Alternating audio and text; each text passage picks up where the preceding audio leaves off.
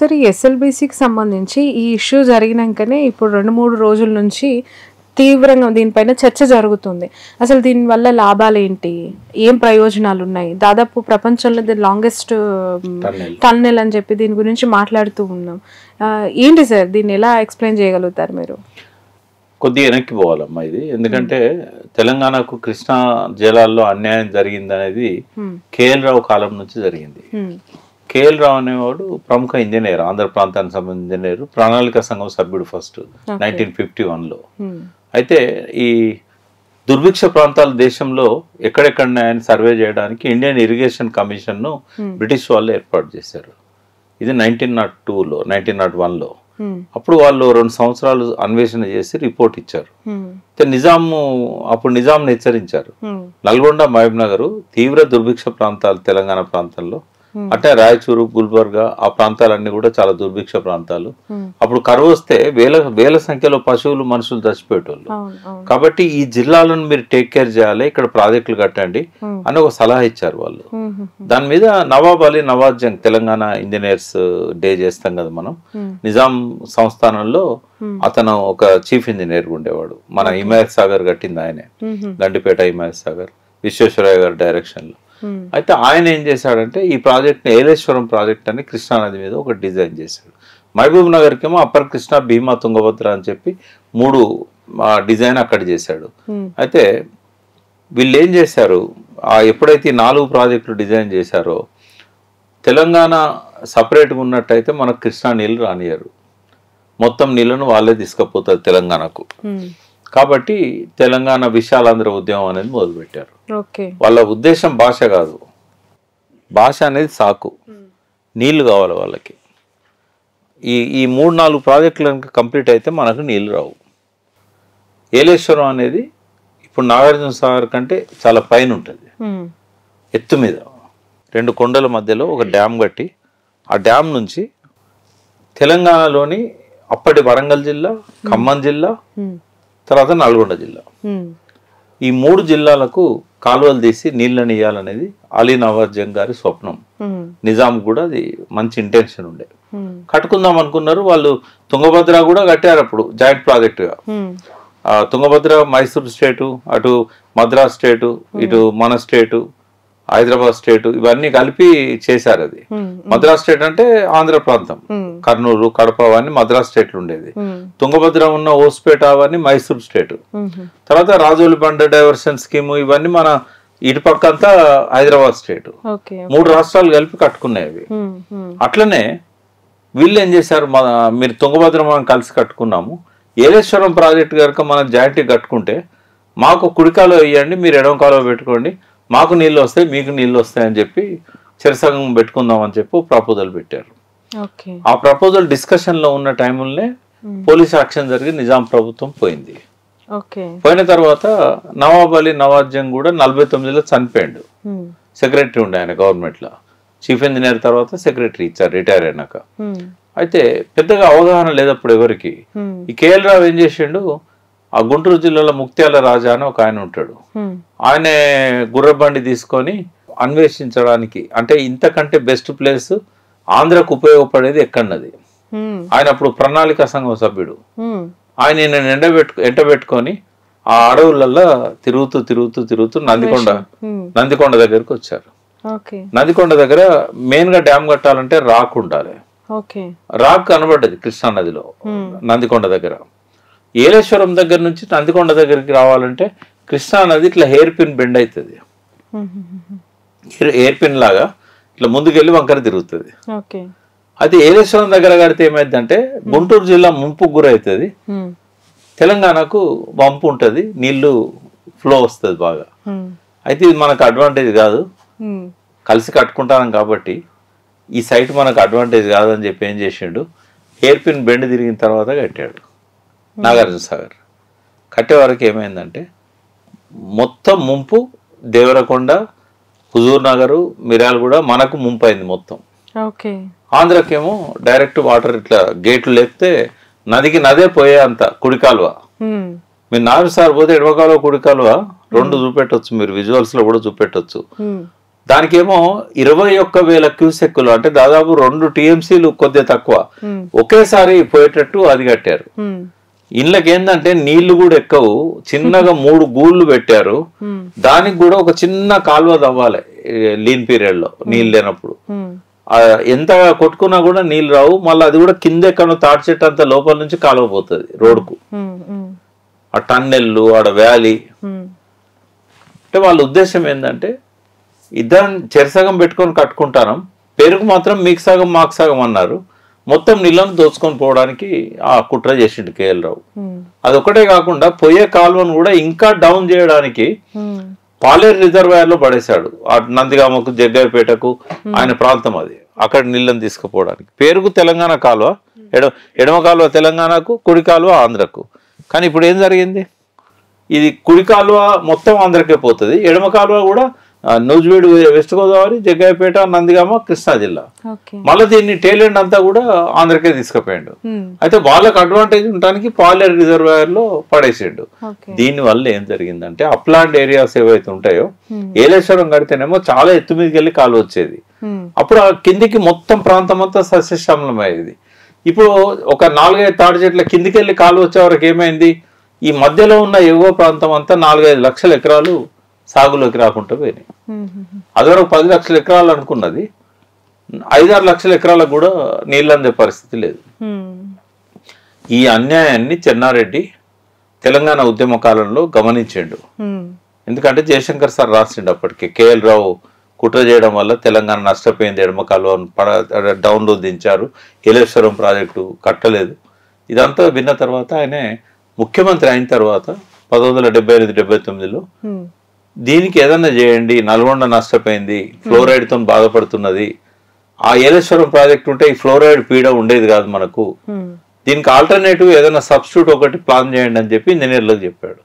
వాళ్ళు ఏం చేశారు, ఏలేశ్వరం లేదు, మొత్తం సబ్మర్జెన్స్ అయిపోయింది, ఏలేశ్వరం డ్యామ్ సైట్ అంతా నాగార్జున సాగర్ రిజర్వాయర్ లో మునిగిపోయింది.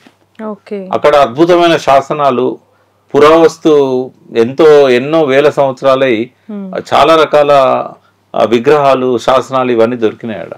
అవన్నీ మ్యూజియం లో పెట్టారు, నాగార్జున కొండ దగ్గర పెట్టారు, కొన్ని ఇక్కడ హైదరాబాద్ లో ఉన్నాయి, ఏలేశ్వరం స్థలంలో దొరికినాయని చెప్పి అక్కడ రాస్తారు. అంటే ఇవన్నీ మునిగిపోయినాయి అమ్మ నీళ్ళల్లో. అది చాలా పెద్ద రిజర్వాయర్, 400 టీఎంసీలు. అంత పెద్ద రిజర్వాయర్ భారతదేశంలో ఇంకోటి లేకుండే. మునిగిపోయింది. మునిగిపోయిన తర్వాత ఇక మనకు అక్కడి నుంచి మళ్ళీ మనం గ్రావిటీతో తీసుకునే అవకాశం లేదు. కాబట్టి ఏం చేశారు, శ్రీశైలం రిజర్వాయర్ దగ్గర తీసుకుందాము అని చెప్పి ఆ రిపోర్ట్ ఇచ్చారు. ఇస్తే అంజయ్య గారు అప్పుడు ముఖ్యమంత్రి అండి, ఈయనది టర్మ్ అయిపోయింది, అంటే 1-2 ఇయర్స్ కాగానే తీసేశారు చెన్నారెడ్డిని, అంజయ్యని పెట్టారు. అంజయ్యకి నీళ్ళ గురించి ఎక్కువ అవగాహన లేదు. ఇంజనీర్లు వచ్చి రిపోర్ట్ ఇవ్వగానే పోయిండు, అక్కడ ఒక రాయి వేసిండు, శంకుస్థాపన రాయి, అక్కమ్మ బిల్లం అని ఈ శ్రీశైలం ప్రాజెక్టుకు ఒక వేసిండు. వేసిన తర్వాత అంతవరకే, ఇక తర్వాత ఆయన ఏం పట్టించుకోలే, దానికి డబ్బులు పెట్టలేదు. ప్రాజెక్ట్ రిపోర్ట్ తయారు కావాలి కదా, పర్మిషన్లకు అప్లై చేయాలి. ఈ లోపల ఎన్టీ రామారావు వచ్చాడు 1983. ఎన్టీ రామారావు రాగానే నల్గొండ వాళ్ళంతా మొత్తుకున్నారు, మాకు టన్నెల్ ఉన్నది, మరి దాన్ని ఎప్పుడు మొదలు పెడతారో అది ఇదని. టన్నెల్ చాలా ఆలస్యం అవుతుంది, మీకు నిజంగానే నీళ్లు బాగా కావాలనుకుంటే లిఫ్ట్ పెట్టుకోండి అని చెప్పాడు.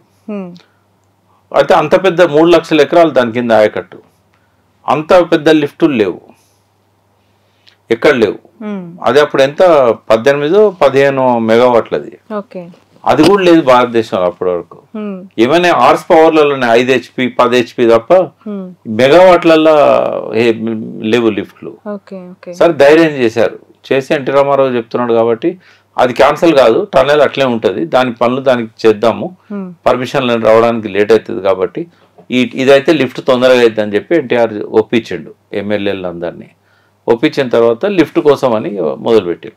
కానీ 10 ఏళ్ళు అయినా కూడా ఎన్టీ రామారావు 7 సంవత్సరాలు నాడు, ఆ తర్వాత ఆయన ₹1 ఇవ్వలేదు, అది ముందుకు పోలేదు, ఈ పర్మిషన్లు కూడా రాలేదు. ఈ లోపల ఇక మనకు నీళ్ళు వచ్చేటట్లేవు, ఫ్లోరైడ్తో జనం చచ్చిపోతున్నారు అని చెప్పి జలసాధన ఉద్యమాన్ని దుచ్చర్ల సత్యనారాయణ గారు మొదలుపెట్టారు.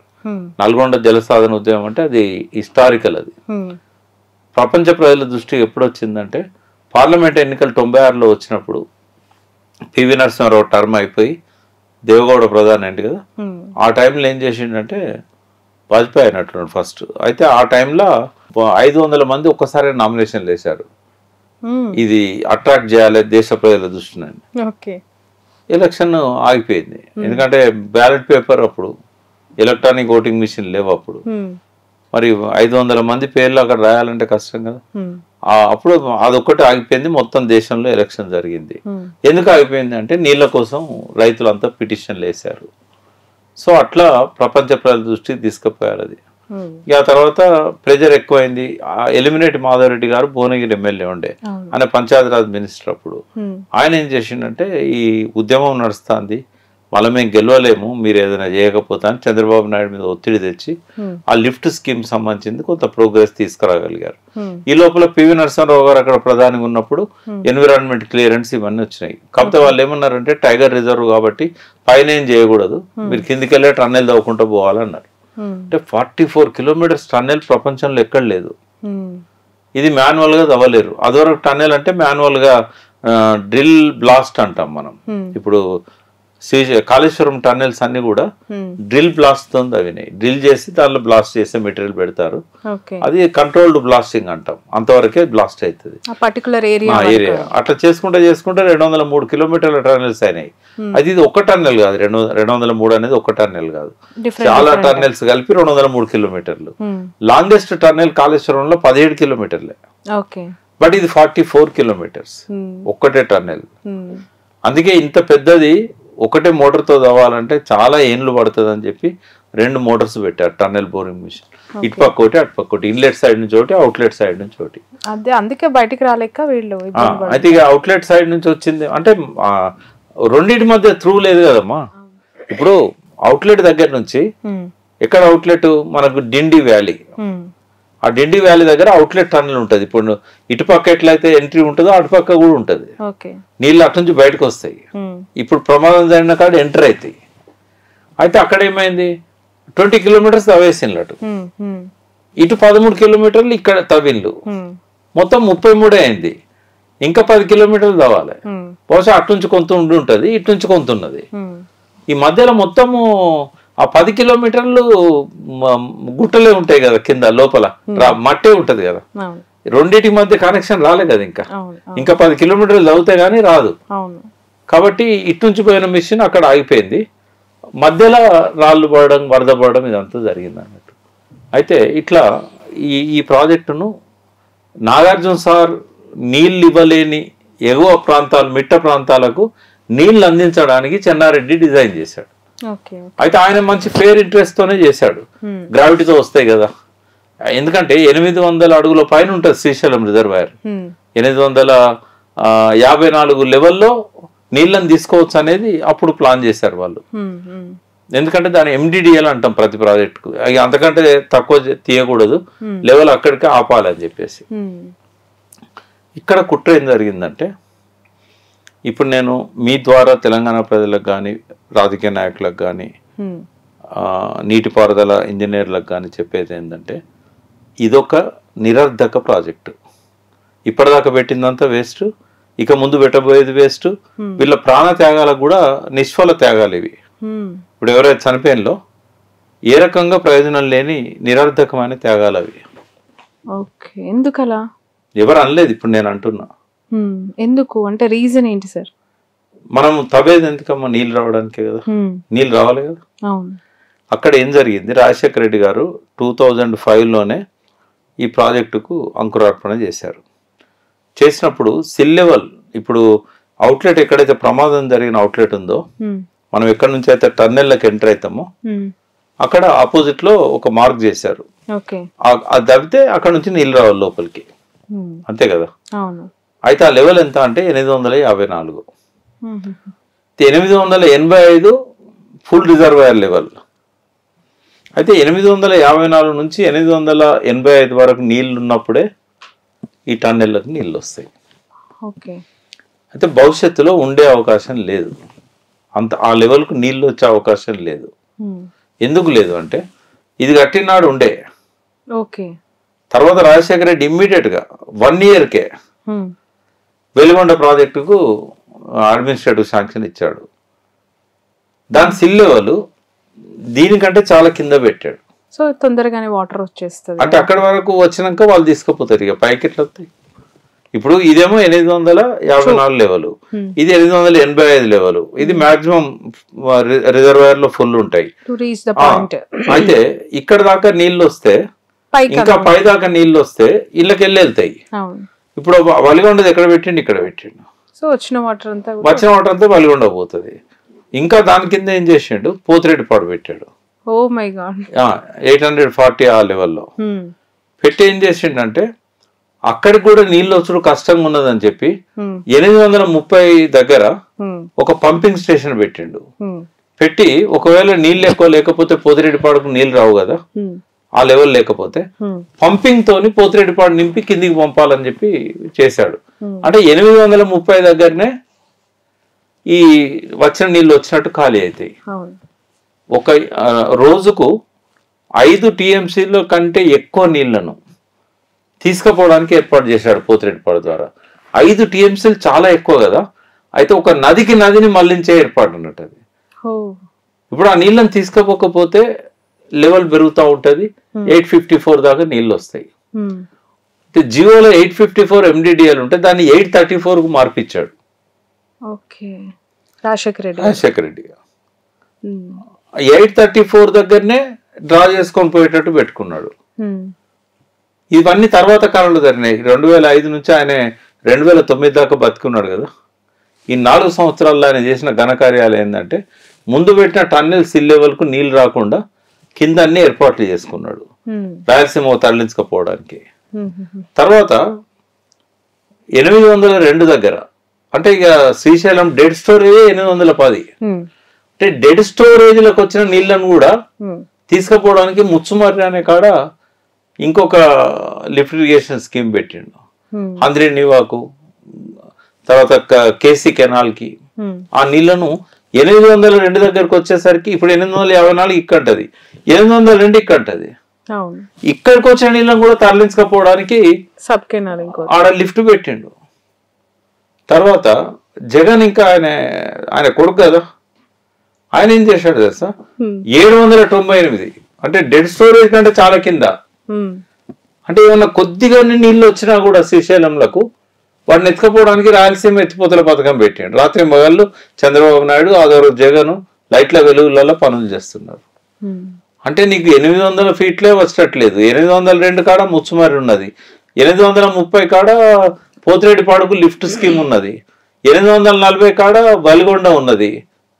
ఎన్ని రకాలుగా శ్రీశైలం చుట్టూ పొక్కలు పెట్టేసి ఇక వీళ్ళు ఇట్లా చేసినప్పుడు మనం ఎందుకు చేయకూడదని చెప్పి పాలమూరు రంగారెడ్డిది 800 కాడ కేసీఆర్ పెట్టిండు. కలకుర్తి రెట్టంపాడు అంతకుముందు 800 కాడ ఉన్నది. ఈ ప్రాజెక్టులకు అన్నిటికీ నీళ్లు పోతే ఇవే 400-500 TMCలు అవుతాయి. ఇంకా 854 కాడికి నీళ్లు వస్తాయమ్మా, హైలీ ఇంపాసిబుల్. వచ్చిన 10 ఏళ్ళకి ఒకసారి. ఇంకోటి ఇదే టైంలో అప్పర్ కృష్ణా ప్రాజెక్టుకు సుప్రీంకోర్టు డైరెక్షన్ ఇచ్చింది. వాళ్ళను 524 మీటర్ల దాకా, మీటర్లు అవి ఈ ఫీట్లు నేను చెప్పింది, 524 మీటర్లు అంటే 1500 ఫీట్లు అంతవరకు నీళ్లు ఆపుకోవచ్చు అని చెప్పింది. అదివరకు 519 దగ్గర ఉండేది. అప్పుడే ఇక్కడ నుంచి మన ఎమ్మెల్యేలు వీళ్ళంతా పీజేఆర్ శశిధర్ నాయకత్వాన్ని పోయి అల్మట్టి మీద గొడవ చేసి ఆ కోర్టులలో కేసులు వేసి అన్ని నీళ్లు మీరే ఆపుకుంటే మాకెట్లు వస్తాయి, అంత పెద్ద రిజర్వాయర్ అవసరమా అని చెప్పేసి వీళ్ళంతా గొడవ చేస్తే కొద్ది రోజులు కోర్టులో ఆగింది అది. తర్వాత ఇప్పుడు సుప్రీంకోర్టు పర్మిషన్ ఇచ్చింది వాళ్ళకు. ఇప్పుడు 524 మీటర్ల ఎత్తున వాళ్ళు నీళ్లు ఆపుకుంటే మనకు 318 మీటర్ల కాడ జూరాలు ఉంటది. అక్కడిని నీళ్లు ఆపుకుంటే కిందికి జూరాలకు వస్తాయా? జూరాలు అలుగు పడితేనే ఆ తూములకి వెళ్ళి మన డోర్లు ఓపెన్ చేస్తేనే అప్పుడు శ్రీశైలంలోకి వస్తాయి. అంటే నీ కర్ణాటకలోనే ఆల్మట్టిల్నే వాళ్ళు ఆపుకుంటున్నారు. తర్వాత నారాయణపూర్ డ్యామ్ ఉంది, అక్కడ అంతా కెనాల్స్ ఉన్నాయి, ఇరిగేషన్ ఉంది. అది కూడా దాటి జూరాలకు వచ్చినాక జూరాల కాడ భీమా ప్రాజెక్టు నీళ్లు పోవాలి, నెట్టెంపాడుకు నీళ్లు పోవాలి, కోయిల్ సాగర్ కు నీళ్లు పోవాలి, జూరాలకు సంబంధించిన 1,02,000 ఎకరాల ఆయకట్టుకు నీళ్లు పోవాలి, ఎడమ కాలువ కుడి కాలువకు. ఇవన్నీ దాటుకొని శ్రీశైలంలోకి రావాలి. శ్రీశైలంలోకి వచ్చినాక 798 నుంచే దాన్ని డైవర్ట్ చేసే కార్యక్రమం మొదలైంది. అంటే ఏదో క్లౌడ్ బర్స్ట్ అయ్యి వరుసగా అన్ని రిజర్వాయర్ నిండి ఒక 500-600 టీఎంసీల నీళ్లు వచ్చినప్పుడు ఇక మాకు చాలనుకున్నప్పుడు వాళ్ళు లిఫ్ట్ చేయడం కానీ తీసుకుపోవడం కానీ ఆపేస్తారు.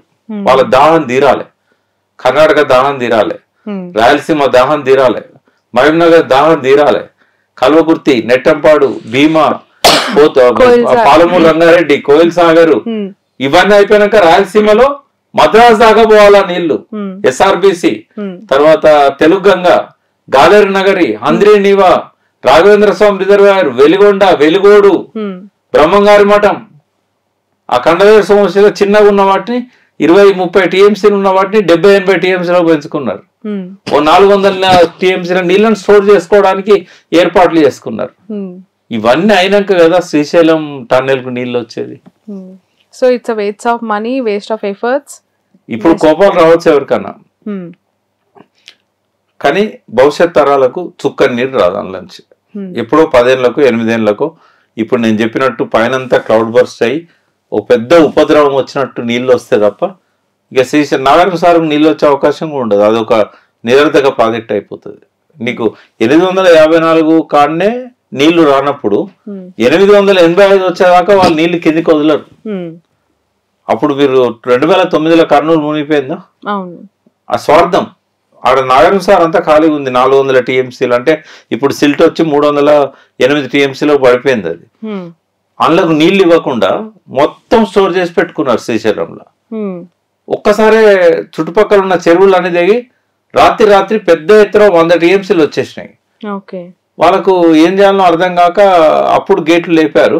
కర్నూలు పట్టణం ఫస్ట్ ఫ్లోర్ వరకు మునిగిపోయింది. ఫస్ట్ ఫ్లోర్ లో ఉన్న వాళ్ళు కూడా మునిగిపోయారు. గ్రౌండ్ ఫ్లోర్ మొత్తం నిండిపోయింది. ఈ స్వార్థమే. నాగార్జున సాగర్ ఎండిపోయింది అది, కానీ వదిలేరు. తెలంగాణకి ఎందుకు ఇవ్వాలి? ఎత్తుకపోవచ్చు కదా. ఈ పెంటను వదిలించుకున్నాం 2014 జూన్ 2 నాడు. రామేశ్వరం పైన శనేశ్వరం బోధన్నట్టు ఇంత చేసి తెలంగాణ తెచ్చుకున్నాక కూడా ఈ దౌర్భాగ్య పరిస్థితి. ఇప్పుడు అది కట్టినా ఉపయోగం లేదు. కాకపోతే కేసీఆర్ గారు ముఖ్యమంత్రి కాబట్టి ఆయన మీద అపవాదులు వేస్తారు. ఏమనంటే ఆయన అసెంబ్లీలో పవర్ పాయింట్ ప్రజెంటేషన్ ఇచ్చినప్పుడు శ్రీశైలం ఈ టన్నెల్ గురించి ఎట్లా మాట్లాడడం మీరు చూశారు. అంటే ఇది ఒక చెత్త ప్రాజెక్ట్ అని చెప్పలేకనే ఆయన చెప్పాడు. ఆ టన్నెల్లో పోతే ఆ మోటార్ అడిపోతుంది, అక్కడ ఆగిపోతుంది, ఈ మోటార్ ఇడిపోతుంది, ఇక్కడ ఆగిపోతుంది, అది ఎన్నడైతుందో తెలియదు, బయటికి రాదు, లోపలికి పోదు, ఇట్లా మాట్లాడాడు కదా. అయితే ఆయన ఒకవేళ ఆ ప్రాజెక్టును అప్పుడే రద్దు చేసి ఉంటే, అంటే చాలా వరకు అప్పటికి 1200 కోట్ల దాకా దానికి ఖర్చు అయింది, ఇంకో 1000 కోట్ల దాకా ఇతర పనులకు ఖర్చు అయింది. మరి ఇంత ఖర్చు పెట్టిన తర్వాత దీన్ని రద్దు చేసిండు అంటే దక్షిణ తెలంగాణ మీద ప్రేమ ఉండదు ఆయనకు అని బదనాం చేస్తారు. అప్పటికే మొదలు పెట్టారు కాంగ్రెస్ నాయకులు. ఈయన కాళేశ్వరం, ఉత్తర తెలంగాణ ప్రాజెక్టుల మీదనే ఈయన దృష్టి పెట్టింది తప్ప దక్షిణ తెలంగాణను ఎండగొడుతున్నాడు అని చెప్పి 2 ప్రాంతాల మధ్య వైషమ్యాలను మొదలు పెట్టారు అప్పుడే. వాస్తవంగా ఆయన ముందు కంప్లీట్ చేసిన ప్రాజెక్టులే పాలమూరు, మన కల్వకుర్తి, నెట్టెంపాడు, భీమా, కోయిల్ సాగర్. అప్పటికి పెండింగ్ లో ఉండే రాజశేఖర రెడ్డి గారు 70% అట్లా కంప్లీట్ చేసిన ప్రాజెక్టులను అప్పటికప్పుడు యుద్ధ ప్రాతిపదికన తీసుకొని వాటిని కంప్లీట్ చేసి 2 లక్షల ఎకరాలు కూడా నీళ్లు రాని పాలమూరుకు 1,20,000, 1,30,000 ఎకరాలకు కూడా నీళ్లు రాకపోయేది. 11 లక్షల ఎకరాలకు నీళ్లు ఇచ్చాడు ఆ ప్రాజెక్టులను పూర్తి చేసి, చెరువులన్నీ నింపి మిషన్ కాకతీయ అని. అయినా వాళ్ళకి ఆ కృతజ్ఞత ఉండక ఈ కాంగ్రెస్ నాయకులు ఏం చేశారంటే ఆ 2 కాంగ్రెస్ నాయకులకు కోటలు అంటాం కదా, పెట్టని కోటలు, ఏది నల్గొండ అండ్ మహబూబ్నగర్. ఎప్పుడు ఎలక్షన్ పెట్టినా కాంగ్రెసే వచ్చేది అక్కడ. అటువంటి జిల్లాలకు ఆయన 11 లక్షల ఎకరాలకు నీళ్లు ఇచ్చినా కూడా ఓ రాగం మొదలు పెట్టారు. ఈయనకు నార్త్ తెలంగాణ మీద ఉన్న ప్రేమ ఈయనకు సౌత్ తెలంగాణ మీద ఉండదని. ఈ విధిలేని పరిస్థితుల్లో ఆయన ఏం చేశాడంటే ఈ ప్రాజెక్టు 1000 కోట్లు 1100 కోట్ల పైన ఖర్చు పెట్టాడు. చేసి ఇంకో 11 కిలోమీటర్లు తవ్వించాడు.